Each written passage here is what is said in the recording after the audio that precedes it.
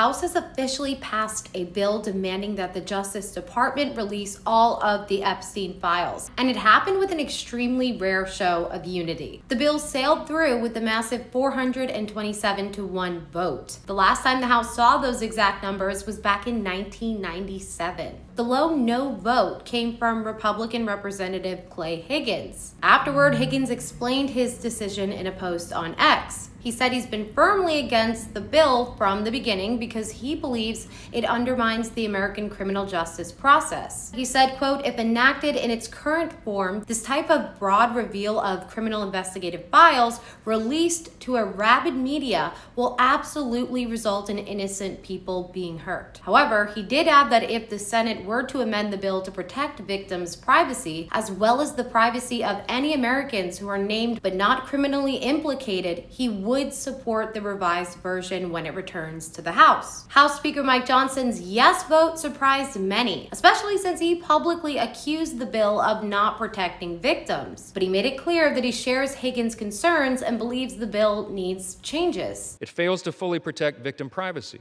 It could create new categories of victims. It potentially jeopardizes grand jury secrecy.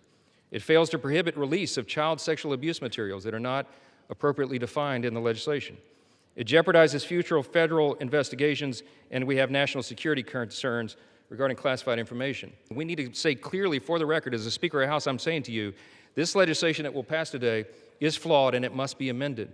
The question is, why didn't we amend it here before we passed it? Because the authors won't allow it. Because under the rules of the House, under a discharge petition, they have to agree to consent for the legislation to be amended, and they're not doing that.